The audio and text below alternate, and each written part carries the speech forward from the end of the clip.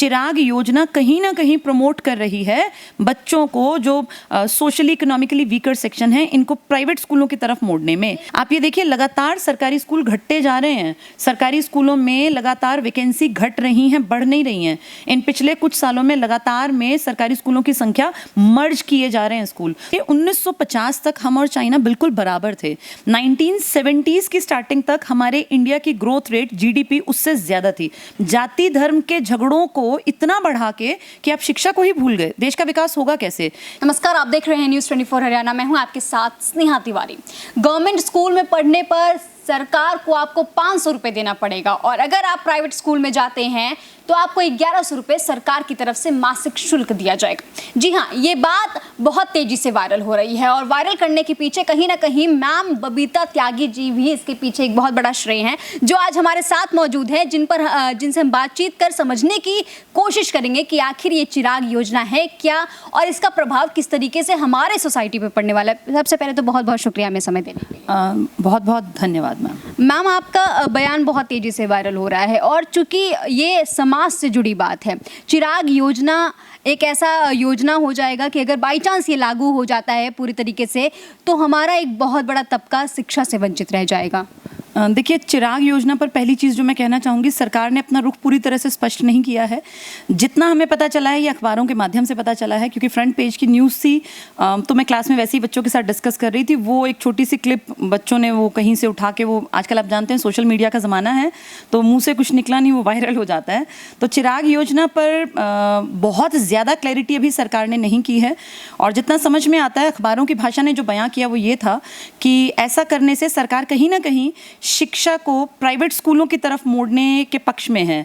और सरकार को क्या ये लगता है कि उनके स्कूल में पढ़ाई अच्छी नहीं होती है? कुछ ना कुछ तो कारण है जो सरकार प्राइवेट स्कूलों की तरफ बच्चों का रुख करना चाहती है। हाँ, इसके तह में पहुंचने की जरूरत है कि कारण क्या है। मेरा ये मानना है कि सरकारी स्कूलों में पढ़ाने वाले टीचर्स बेस्ट टीचर्स हैं देश के, कॉम्पिटिटिव पेपर क्लियर करके आते हैं। एक टीचर जो मैथ्स पढ़ाता है उसको हिंदी, इंग्लिश, साइंस, सोशल सब कुछ सीखना पड़ता है, तभी वो सरकारी स्कूल का पेपर पास कर सकता है और तभी वो टीचर बन सकता है। तो सरकारी स्कूल में टीचर्स में कोई कमी नहीं है। इंफ्रास्ट्रक्चर थोड़ा सा ज़रूरत है आज के समय के अनुसार सरकार को बढ़ाने की, लेकिन जो टीचर्स काम नहीं कर रहे हैं ना, इसके पीछे बहुत सारे कारण हैं और सरकार को ये ढूंढना पड़ेगा कि किन कारणों से। जैसे बहुत बार मैं पढ़ती हूँ, बहुत सारे लोगों का कहना है कि निजीकरण इसलिए ज़रूरी है कि सरकारी संस्थान में लोग काम नहीं करते हैं। तो सरकारी संस्थान में लोग काम नहीं करते हैं, इसका ये ऑप्शन नहीं है कि सरकारी संस्थान बंद कर दिए जाएं। इसका ये तरीका होना चाहिए कि कारण ढूंढें कि भाई क्यों नहीं काम करते हैं और अगर ज़रूरत पड़े तो उनके ऊपर इस तरह से एक दबाव बनाया जाए कि उन्हें काम करना पड़े। जैसे सरकारी स्कूल के टीचर्स को काम इतने ज़्यादा सौंप रखे हैं पढ़ाने के अलावा।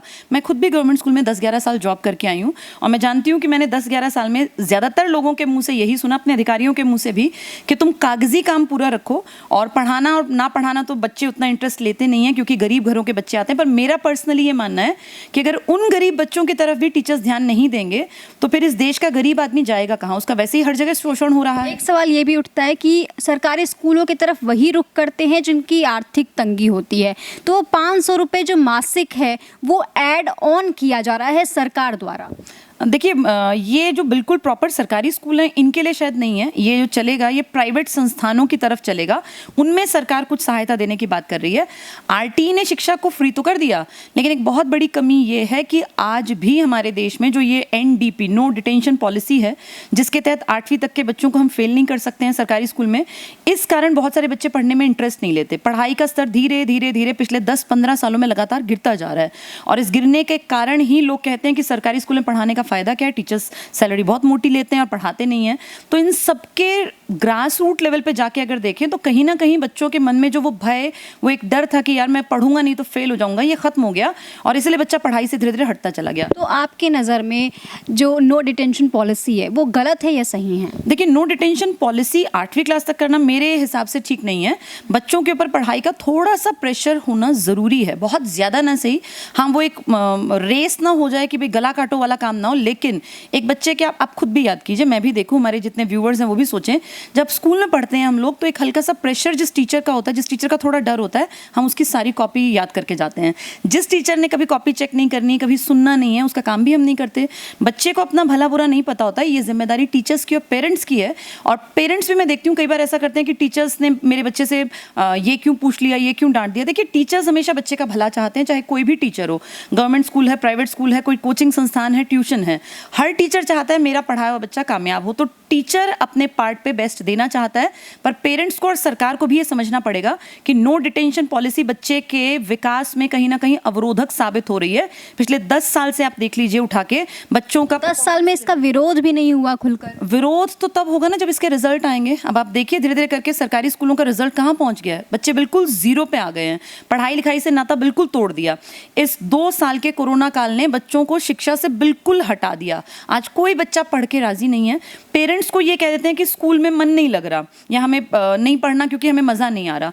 पढ़ाई मज़े के लिए नहीं की जाती है, पढ़ाई की जाती है भविष्य के निर्माण के लिए। और कोई भी काम जो टफ है वो शुरुआत में तो अच्छा लगेगा ही नहीं। अगर टीचर्स अच्छे होंगे, काबिल होंगे, बच्चे को रोज स्कूल जाना पड़ेगा, तो धीरे धीरे देखिएगा बच्चे का मन अपने आप पढ़ाई की तरफ मुड़ जाएगा। अब ये ऑनलाइन ने तो बच्चों को इतना सत्यानाश कर दिया कि बच्चे पढ़ाई से बिल्कुल हट गए। आपके घर में बच्चे हैं, हमारे भी बच्चे हैं, जितने व्यूअर्स हैं ये भी जानते हैं, इन 2 सालों में पढ़ने वाले बच्चे भी नाकारा हो गए, वो भी पढ़ाई से हट गए। तो सरकार को ये देखना पड़ेगा कि सरकारी स्कूलों में जो पढ़ाई लिखाई का स्तर है उसको कैसे मेंटेन किया जाए। ये बच्चों के ऊपर थोड़ा सा एक होना चाहिए कि भाई पढ़ना जरूरी है। बिना कोरोना के समय हमने देखा कि पढ़ाई से तो बच्चे वंचित रह ही गए थे। घर में बैठ के कुछ फ़ोन पे कुछ भी कर रहे हैं, मम्मी पापा को लग रहा है कि बच्चे पढ़ रहे हैं, तो उससे कितना ज़्यादा बड़ा सेक्शन है जो प्रभावित हुआ है, जो शिक्षा से वंचित रह गया, या कह सकते हैं कि जानबूझ के शिक्षा को अकेले छोड़ रखा है, हम अकेले बैठ रहे हैं। बिल्कुल, देखिए इन 2 सालों में आप देखिए नशे का प्रतिशतता कितनी बढ़ गई। अगर मैं हरियाणा की बात करूं, पहले पंजाब नंबर 1 था, लेकिन धीरे धीरे धीरे आंकड़े ये बयां कर रहे हैं कि हरियाणा नशे की तरफ जाता जा रहा है। हरियाणा में नशा अपनी जड़ें गांव तक पहुंचा रहा है। ये भी सुनने में आता है कि छोटी छोटी जो ये चाय पानी की दुकानें होती हैं ना शहरों में और कस्बों में, यहाँ नशा बिकने लगा। आप ये सोचिए जो चीज़ इतनी आसानी से अवेलेबल होगी तो क्या बच्चा उस तरफ नहीं चलेगा। पढ़ाई का दबाव है नहीं, पेरेंट्स को इस चीज़ से मतलब नहीं कि हमारे बच्चे किस रास्ते पे चल रहे हैं, तो बच्चा तो बिगड़ेगा ही बिगड़ेगा। अगर हमें अपने बच्चों को इस गलत रास्ते पे चलने से बचाना है तो ये बेहद ज़रूरी है। जागना पड़ेगा सरकार को, माँ बाप को, टीचर्स को, बच्चों को सही रास्ते पे ले जाना पड़ेगा। वो मना करते हैं पढ़ने से, आप पढ़ने पे बैठाइए। आप ये देखिए बच्चे की पीटीएम्स अटेंड कीजिए। सभी पेरेंट्स को भी ये मैसेज है, टीचर्स को भी, बच्चों को वापस से उस बचपने की तरफ हमें लौटाना पड़ेगा, नहीं तो ये 2 साल आपके बच्चे का बचपन खा गए हैं वापस। ठीक है, अब अभी पहले करियर ऑप्शंस चूंकि कम थे तो लोगों को लगता था कि हमें पढ़ना है तभी हमारा करियर बनेगा। आज लोग कहते कोई बात नहीं, हमारा फ़ोन है, इस पर रील बना के डाल देंगे, वायरल तो हो ही जाएंगे। लेकिन देखिए ये इस तरह से रील बना के वायरल होने वालों का भविष्य नहीं है। ये तो 4 दिन की चांदनी है, फिर अंधेरी रात है। देश का भविष्य तब बनेगा जब बच्चे पढ़ेंगे, लिखेंगे, काबिल बनेंगे, गलत संगत में नहीं पड़ेंगे। ये रील बनाने से देश का भविष्य नहीं बनेगा। आज चाइना नंबर 1 इकोनॉमी है, कारण उसने आप ये देखिए 1950 तक हम और चाइना बिल्कुल बराबर थे। 1970s की स्टार्टिंग तक हमारे इंडिया की ग्रोथ रेट जीडीपी उससे ज्यादा थी। मैं ये आंकड़े वैसे ही नहीं कह रही हूँ, आप इसको गूगल कर सकती हैं। तो मैंने खुद वीडियो बनाई। जी आप ये देखिए 1978 से, इनफैक्ट अगर मैं सही बात करूं बिल्कुल एग्जैक्टली 1990 से आज 2022 में हम बैठे हैं, महज इन 30 सालों में चाइना ने ऐसा क्या कर दिया। चाइना ने अपनी पीढ़ी पे काम किया, उसने ह्यूमन रिसोर्स तैयार किया। जब हम लोग अपने टाइम को खराब कर रहे हैं ना फिजूल की बहसों में, कभी हम धर्म के नाम पे, जाति के नाम पे, कभी किसी भी बात पे लड़ने लगते हैं। देखिए जाति जरूरी है, धर्म जरूरी है, जिनको ठीक है, जो उसमें खुश हैं खुश रहें, लेकिन जाति धर्म के झगड़ों को इतना बढ़ा के कि आप शिक्षा को ही भूल गए, देश का विकास होगा कैसे। चाइना आज स्पोर्ट्स में नंबर 1 है, हर चीज में नंबर 1 है। अब कुछ लोग सुनने वाले कहेंगे तो मैम चाइना ही चली जाएं। देखिए ये समझदारों की बातचीत नहीं होती है। जो आज नंबर 1 है वो किस कारण से नंबर 1 है और हम क्यों पीछे रह गए। भारत 1950 में जब बराबरी पर था, एक दौर था जब हड़प्पा के दुनिया आर्थिक स्थिति भी बहुत अच्छी थी चाइना के मुकाबले, लेकिन देखिए उन्होंने किस तरीके से अपने ह्यूमन रिसोर्स का यूटिलाइज किया और हम उस चीज़ को नहीं कर पा रहे। जी, उन्होंने मैम सबसे बड़ा काम किया पहले अपने लोगों की शिक्षा पे। उन्होंने राइट टू एजुकेशन 1990 में कंपलसरी कर दिया, जो हम आज तक भी अपने कह रहे हैं ना कि सरकारी स्कूल से हटके इस तरफ चले जाएं, वो 1990 में अपने हर बच्चे को पढ़ाने के पक्ष में थे। उन्होंने स्किल डेवलपमेंट पे काम किया, मैन्युफैक्चरिंग यूनिट्स लगा दी। आज चाइना का माल हर घर में है, दिवाली की लड़ियों से लेके होली की पिचकारी तक पिचकारी, मैम फ़ोन तो बहुत बड़ा एग्जाम्पल है, वो तो चलिए हम थोड़ा सा ये मानते हैं अमीर आदमी या इस तरह का आदमी, पिचकारी तो हर बच्चा इस्तेमाल करता है ना। और ये लड़ियाँ और घर के अगर सामान कहूँ तो बेसिक जितने सामान आपके घर में सुबह उठने से आप इस्तेमाल करते हैं रात के सोने तक, उनमें मेजर पार्ट चाइना का है। तो चाइना नंबर 1 कैसे बन गया? सिर्फ 2 चीज़ें करके, अपने लोगों को पढ़ा के और स्किल डेवलपमेंट करके। तो इंडिया के लोगों को जागना पड़ेगा, सरकार को भी ये देखना पड़ेगा, जब तक एजुकेशन का स्टैंडर्ड ठीक नहीं होगा और स्किल डेवलपमेंट के प्रोग्राम सरकार नहीं चलाएगी तब तक बात नहीं बनेगी। स्किल डेवलपमेंट कहने के नहीं, चलाए तो सरकारों ने है स्किल डेवलपमेंट, लेकिन उनका रिजल्ट कहाँ है? 8 साल इस सरकार को हो गए, पिछले 70 साल कहते थे कांग्रेस ने राज किया। इन सालों में हमारा सिर्फ ये क्वेश्चन है, चाहे किसी पार्टी की सरकार रही, इसमें जनता पार्टी भी हमने देखी, हमने गठबंधन की सरकारें देखी, कांग्रेस का लंबा राज देखा, 8 साल से पूरी तरह से बीजेपी ही छाई हुई है देश में। राष्ट्रपति, प्रधानमंत्री, सारे बड़े ओहदों पे इन्हीं के लोग बैठे हैं। तो मेरा क्वेश्चन सिर्फ ये है कि इतनी सरकारें आई और गई, किसी ने भी शिक्षा के ऊपर ढंग से काम नहीं किया, और जब तक सरकार शिक्षा पे काम नहीं करेगी देश का आगे विकास नहीं होगा। चूँकि हमने शुरू किया था चिराग योजना से, चिराग योजना को चूँकि जनता को समझाना ज़रूरी है, चिराग योजना किस तरीके से गलत है और किस तरीके का प्रभाव डालेगी हमारे समाज पर? देखिए, सरकार ने भी इस चीज़ को बहुत अच्छी तरह से क्लियर नहीं किया है, तो इस पे बहुत कुछ कहना तो पॉसिबल नहीं है, लेकिन इतना जितना मुझे अखबारों से समझ में आया, चिराग योजना कहीं ना कहीं प्रमोट कर रही है बच्चों को, जो सोशली इकोनॉमिकली वीकर सेक्शन है, इनको प्राइवेट स्कूलों की तरफ मोड़ने में। एक समय ऐसा तो नहीं आएगा कि हमारे जो पेरेंट्स हैं वो कहेंगे कि बेटा पढ़ना वढ़ना छोड़ दो क्योंकि मैं तो अफोर्ड नहीं कर पा रहा? बिल्कुल, यही तो प्रॉब्लम है मैम। अगर आज हम देखें प्राइवेट स्कूल को, सरकार कह रही है कि हम 1100 रुपये भर देंगे, बचा हुआ आप दे दीजिएगा। मान लीजिए 2000 फीस है, तो माँ बाप थोड़ा सा लालच करेंगे, सोचेंगे यार प्राइवेट में बच्चा पढ़ लेगा, 1100 तो सरकार देगी। लेकिन 4 साल 5 साल बाद जब सरकारें बदलेंगी और आने वाली सरकार कहेगी कि हम ये सब्सिडी या इस तरह की चीज़ें नहीं देंगे, तब कहाँ जाएंगे माँ बाप? तब मजदूर का बेटा, किसान की बेटी, ये डेली वेजर्स के बच्चे कहाँ पढ़ेंगे? तब तक क्या होगा? सरकारी स्कूलों पर ताले लग जाएंगे। आप ये देखिए, लगातार सरकारी स्कूल घटते जा रहे हैं,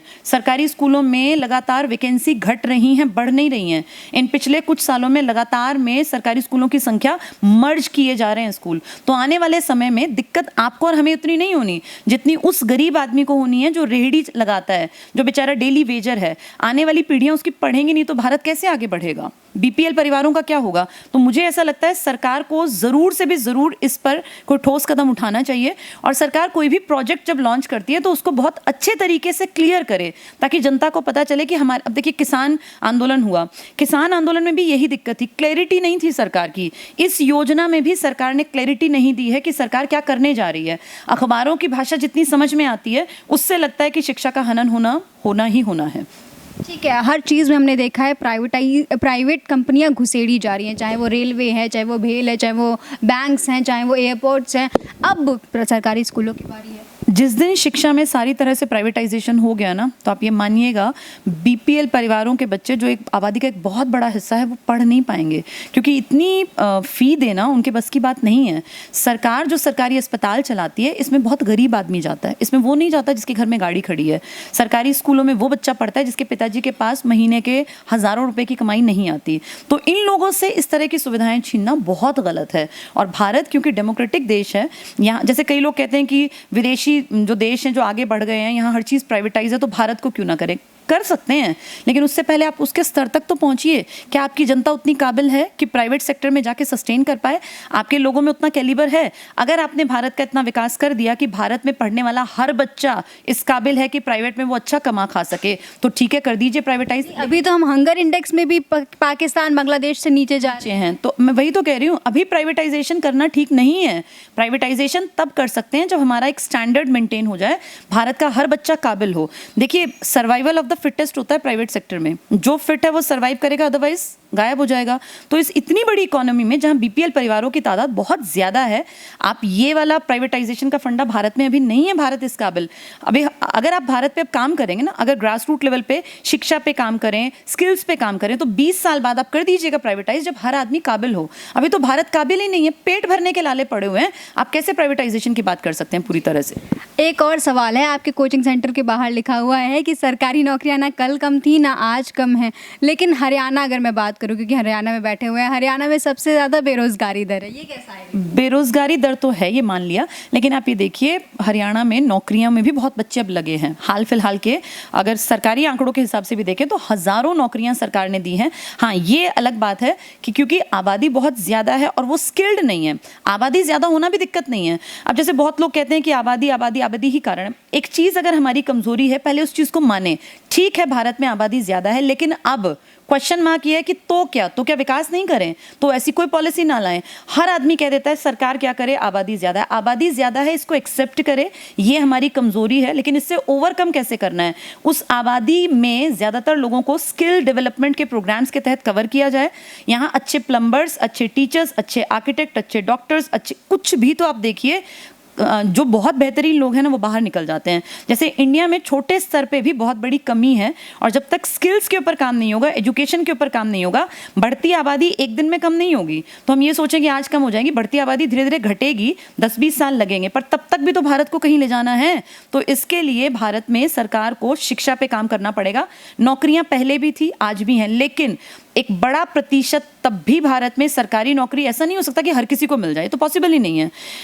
आबादी का एक बड़ा प्रतिशत है जिसको सरकारी नौकरी नहीं मिलेगी, लेकिन बहुत सारे लोगों को सरकारी नौकरी मिल सकती है अगर वो मेहनत करें। बेरोजगारी का बड़ा कारण सिर्फ सरकारी नौकरी नहीं है। बेरोजगारी का एक बड़ा कारण है लोग पढ़े लिखे हैं लेकिन स्किल्स नहीं है। 12वीं कर गए हैं, ग्रेजुएशन कर गए, पीजी कर गए, बाहर जाते हैं तो पूछते हैं किस चीज़ में तुम्हारा क्या एक्सपीरियंस है, तो निल। इसलिए दिक्कत है बेरोजगारी की। पढ़ाई जिस दिन काबिल हो जाएगी, जिस दिन लोग स्किल्स में कुछ ना कुछ गेन कर लेंगे, अगर उन्हें अच्छा काम आ जाएगा। आप ये देखिए आईटीआई टाइप के जो इंस्टीट्यूट्स थे इंडिया में, ये क्यों बनाए गए थे? ताकि हमें बेहतरीन प्लम्बर, इलेक्ट्रिसिटी वाले जुड़े हुए काम या इस तरह के छोटे मोटे कामों में एक ऐसी जनरेशन डेवलप कर दें जो स्किल्ड हो, लेकिन ये नहीं हो पाया। आप किसी भी आईटीआई के बाहर जाके देखिए, बच्चे पढ़ते लिखते नहीं हैं, और इस तरह का माहौल होता है कि कोई कुछ सीख ही नहीं पाता है। ये कहीं ना कहीं सरकार को ध्यान देना पड़ेगा। पूरे सिस्टम में कमजोरी है, और सिस्टम तब उभरेगा जब एजुकेशन पे काम होगा।